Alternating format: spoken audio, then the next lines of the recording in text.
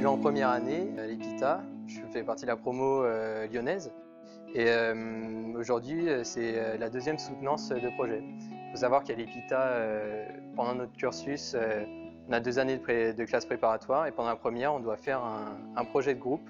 On peut faire un jeu, on peut faire un projet utilitaire.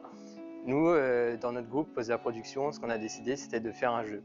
Quasiment tout le monde a fait un jeu vidéo parce que c'est ce qui nous intéresse le plus. Enfin, c'est quelque chose qui, je pense que ça intéresse tous les jeunes. C'est dur de faire un jeu tout seul.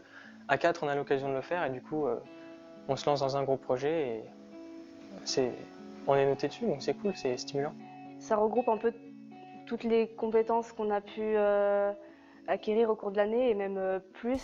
Ça montre en fait un premier pas vers notre futur métier d'ingénieur. Ça m'a appris à utiliser des logiciels que j'avais jamais utilisés avant, à découvrir des choses que j'avais jamais vues avant. Et en fait, on arrive en première année, on se rend compte qu'à la fin de l'année, on a déjà réalisé un jeu vidéo. Donc déjà, rien que pour nous, c'est déjà une première satisfaction, quoi. Je trouve que c'est important parce qu'on est en première année et ça nous prouve qu'on est déjà capable de faire quelque chose. Par exemple, moi je suis arrivée après le lycée, j'avais aucune base en informatique, aucune compétence. Et là on se trouve à la fin de l'année et j'ai réussi, avec l'aide de mon groupe, à créer un jeu vidéo. Le projet permet aussi surtout de savoir comment ça marche un peu le travail en groupe. On n'est pas tout seul, donc ça veut dire qu'on n'est pas tout seul à faire les choses, qu'on peut démultiplier les tâches et puis même si on a des problèmes, ça permet aussi d'avoir de l'aide d'autres camarades qui pourraient eux résoudre des bugs par exemple qu'on pourrait avoir. Le fait qu'il y ait déjà 3 soutenances, ça nous aide parce que déjà on passe devant un jury, donc on ne passe pas directement à la 3e soutenance en se retrouvant devant un jury et en n'ayant jamais fait ça avant.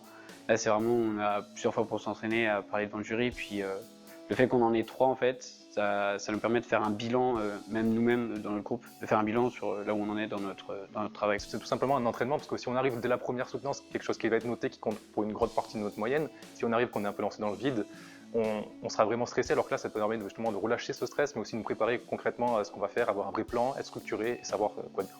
Je pense que c'est une sorte de